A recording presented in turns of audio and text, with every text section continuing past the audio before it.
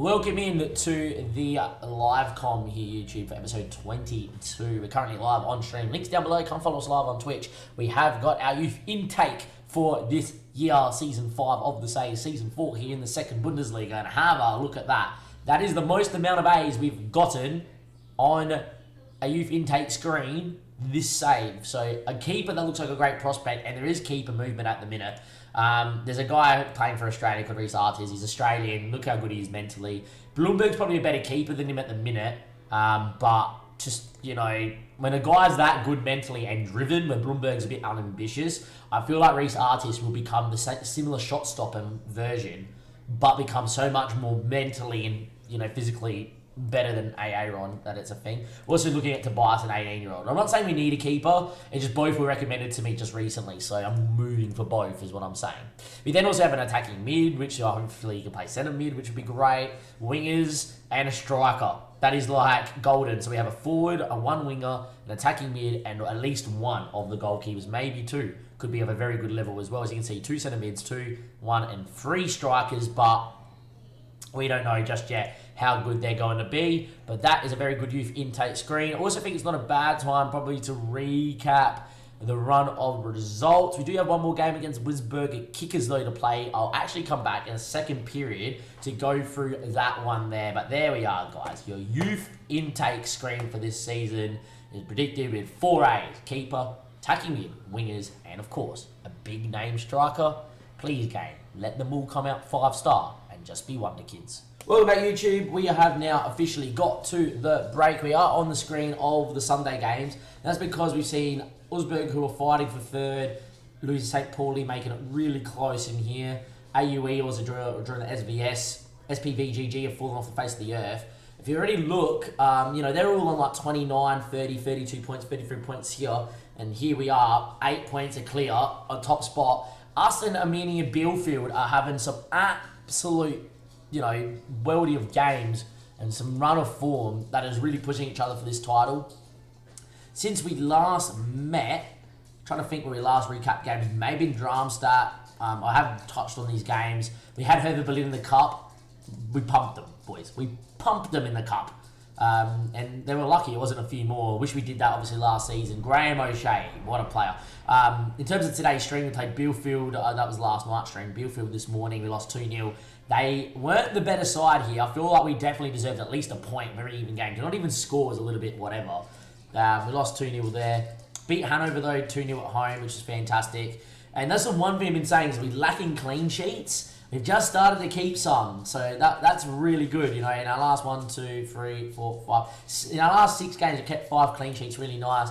Hatcham, bottom half team, we beat 4-0, and then Wolfsburger Kickers.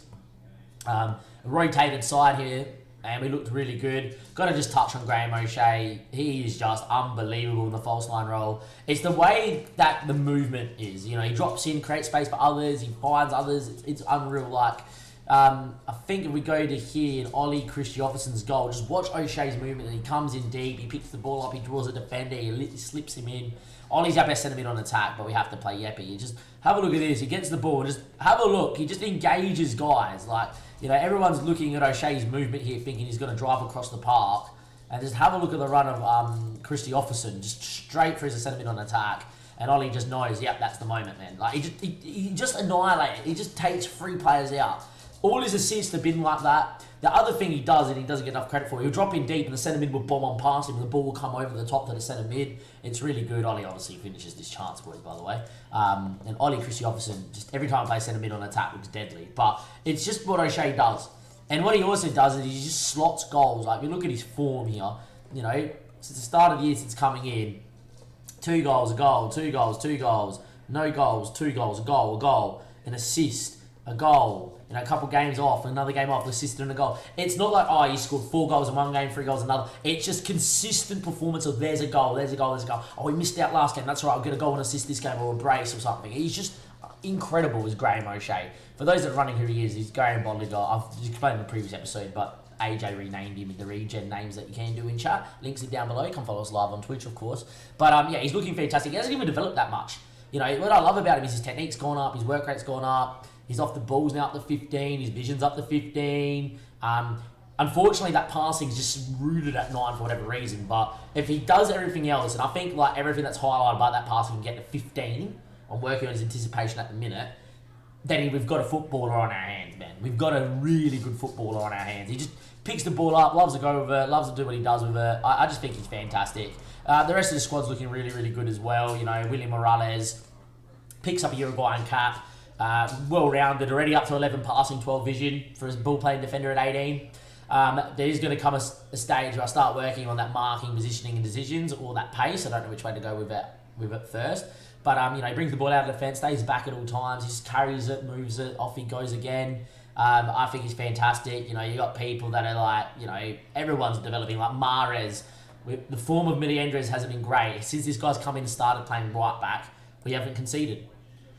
Look how good he is. Just physically a monster, you know, positioning and all that. And he's still got Martin Aguirre to come in as well, and this guy has not even played a game for me at 17, and look how good he is as well. Important to note, we did sign both of those keepers. Reece is coming in when he turns 18 from Australia, which will be the start of next season, hopefully in the Bundesliga. Just for me, he's a more physical, more mentally capable goalkeeper, where Brumberg's keeping clean sheets because he's technically a better keeper. I just think Reece Artis has a higher ceiling.